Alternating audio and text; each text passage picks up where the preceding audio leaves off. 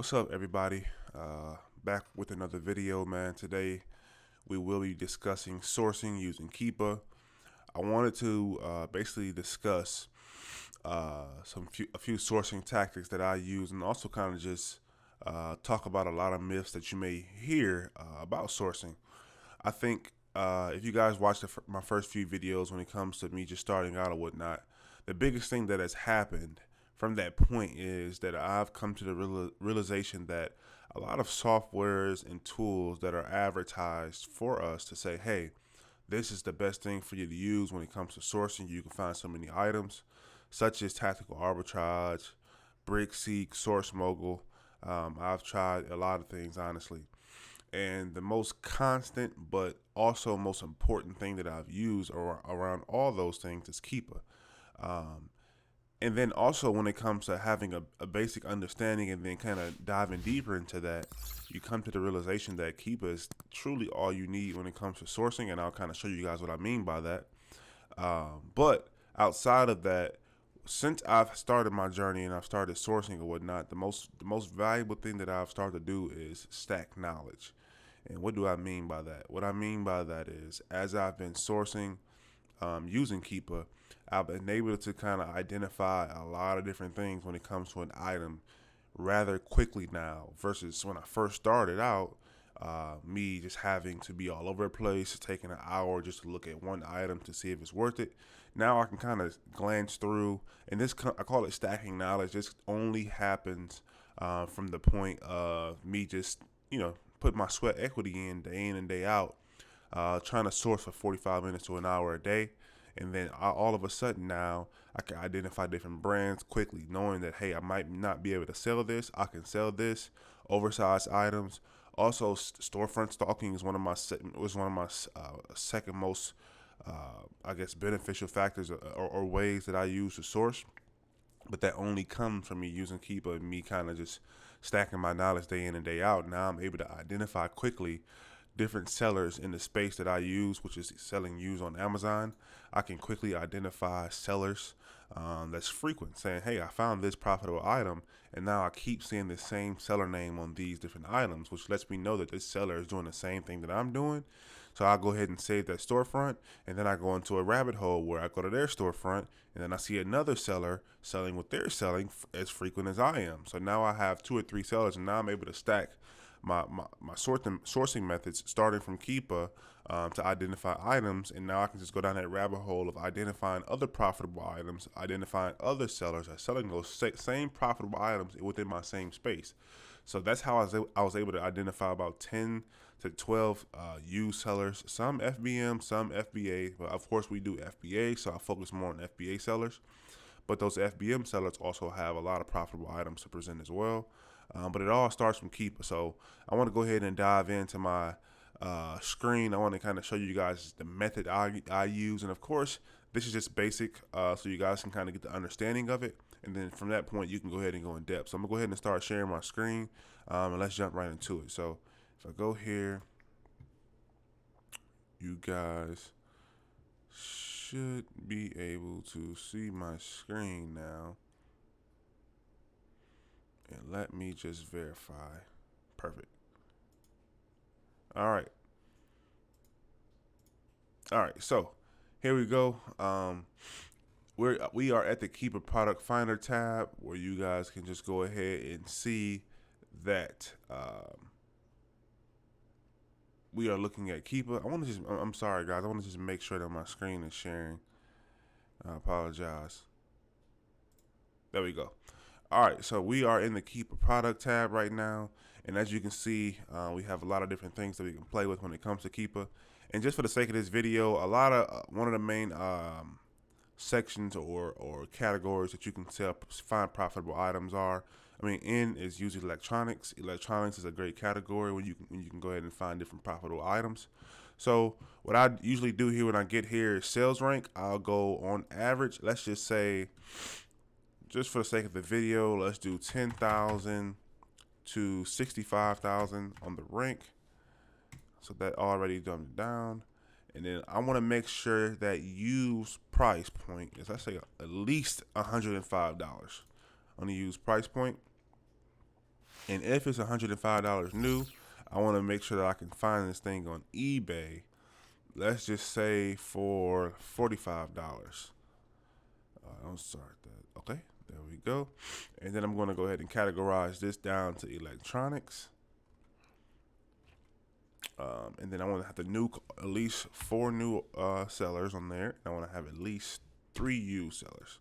And this is for me to dumb it down as much as I can. Not dumb it down, I'm sorry, but trim the product selection down as much as I can, just for the sake of the video, so that way I can go ahead and show you guys the process. This goes ahead and loads up, and now we find a lot of different items, right?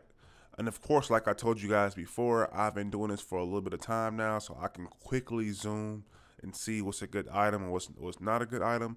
I cannot sell a lot of big name brand brands such as Samsung, such as Asus, such as Lenovo, Microsoft, things like that. I know I can't sell up front, so I'm able to just zoom through and find a good item, pretty quickly, because I've been doing this for a little bit of time to say, hey, this doesn't make that much sense to me. So for the sake of this video, let's just go ahead and find one that we can potentially try to sell. First one that clicks off my mind is this Sonos. Let's take a look. Sonos.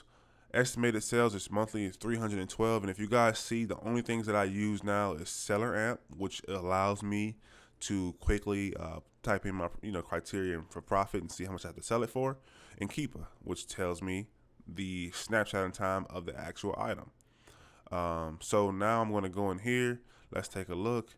So we got a Sonos One SL microphone, free smart speaker, white.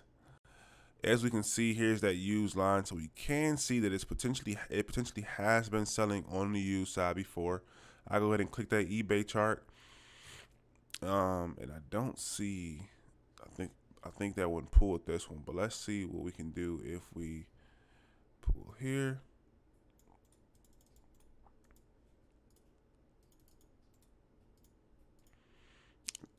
Let me take a look.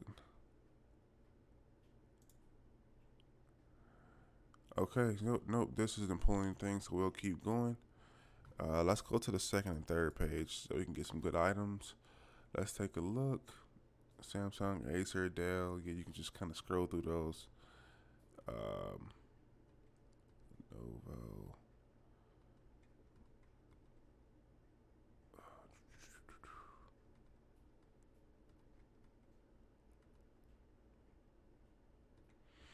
I like this one, Netgear Nighthawk. What is this? Here it is, 148 monthly sales. Netgear Nighthawk multi-gig speed CM. Okay. Wow. And as you guys can see, this thing moves. This thing moves. And right now, used has the buy box. So there's only used salads on this right now? Why? Oh, no, okay. So why is you? If you guys look at this, make sure I'm looking at this right as well. Used has the buy box on this item, which I've rarely seen. But we can kind of go in here and look. We want to filter this by Prime sellers to see who's selling at Prime. We have 5 options on Prime, $109.99. We have a used like new for $178. And then we have those new sellers. So right now, $178 is the buy box when it comes to this. That's crazy. But let's take a look at this. We'll go ahead to the eBay screen. And check this out, guys. We found an item just like that. Let's take a look. It's at $178. I'm going to go to that data tab to kind of get an understanding of what is it frequently selling for, at what price point. So on the used side, we have used like new currently is $99. Used like new, I like that 180 days. We're at $116 for 180 days. Then very good is at $106. I only sell like new or very good. I don't source acceptable or good items, so I'm not looking at that. So we're looking at $106 to $116 when it comes to buying this. But let's just say we sold that thing. Let's just say $110. Meaning in the middle, we need to be buying this thing for at least $62. And as you can see, we have a lot of options when it comes to buying it at $62. 38 results, pre-owned. Here's 64, 85, 99.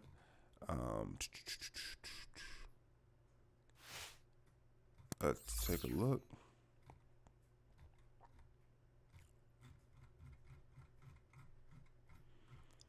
As we can see, here's one right here. I think this is a perfect example, and like that, we found a good item. Um, and I try to make sure I look at all those pictures to make sure, of course, we're doing our due diligence. This does not look like it's anything outside of very good or like new.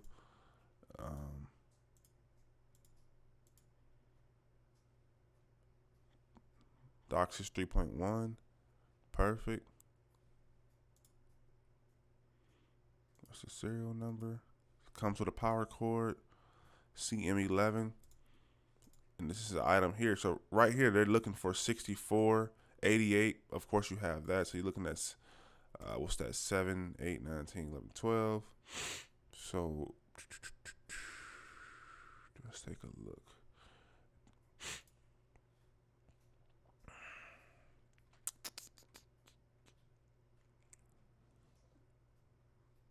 That'll put us at about $72.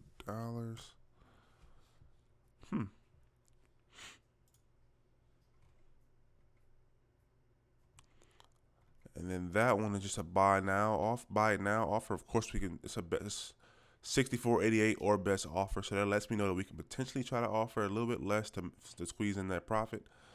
But for the sake of the video, let's keep going. But you guys can see, hey, 49 bucks, 44 bucks, and all of these are ending in the next. This one ends in 6 hours, right? So $49 plus $13 in shipping. Of course, you can squeeze in you can punch that in and see that it's profitable. So for the sake of the video, let's just keep going. But this is an item that I can potentially sell. But I want to kind of give you guys another example, so that way you guys are seeing the method and kind of seeing the foundation of what we're looking to do. Let's take a look. What's this one? Sony. Let's take a look here.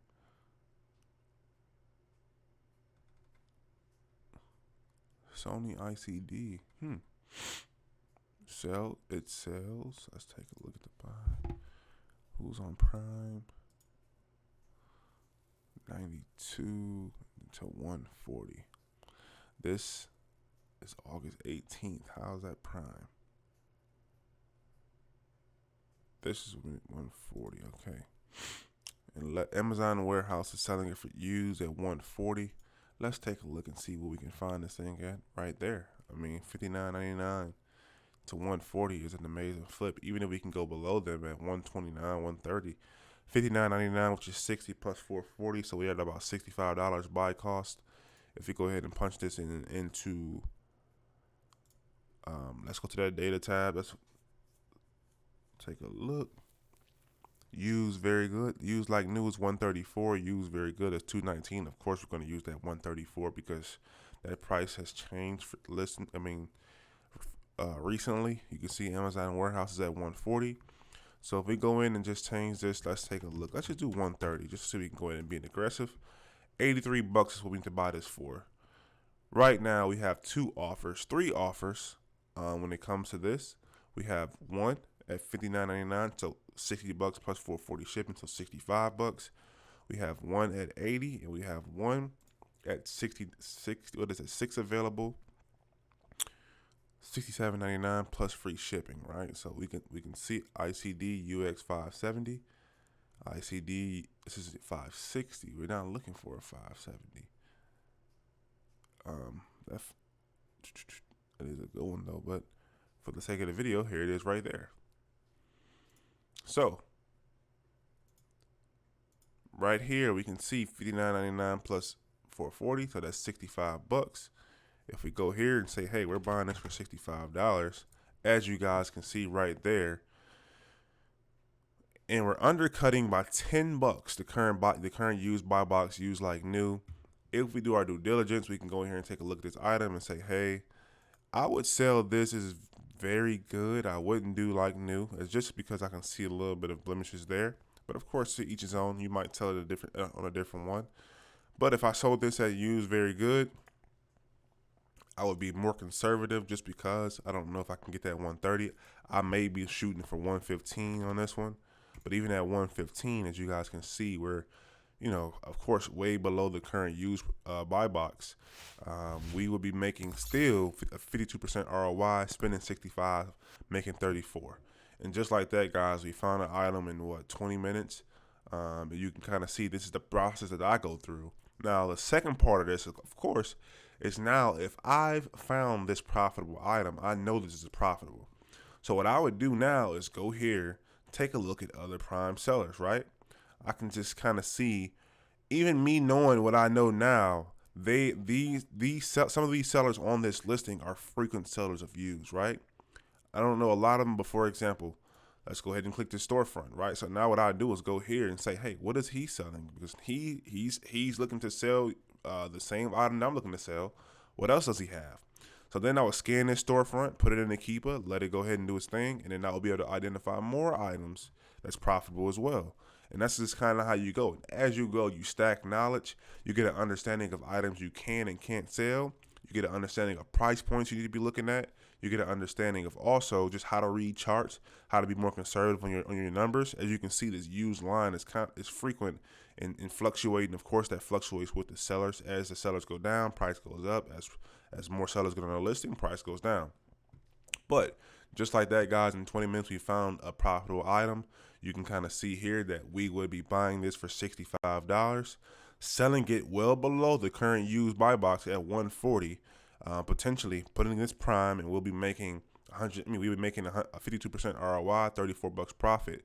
What I usually would do, and what I'm looking to do with my current batch of items that's going into Amazon, I start off aggressive when I'm pricing my price points out. So I would start this off at 135 to see if I can capitalize being below that current used buy box, but also seeing if I can maximize my profit, and then I'll have that repricer go in there and do its thing over the next day or two to see if we can capture the sale for as much profit as I can, but I want to turn that unit as fast as I can. So if I have to go down aggressively, of course we're not going to tank the listing, but if I have to go down a little bit more aggressive to try to capture that sale, I'm willing to do that so that way I can turn my money a little bit faster.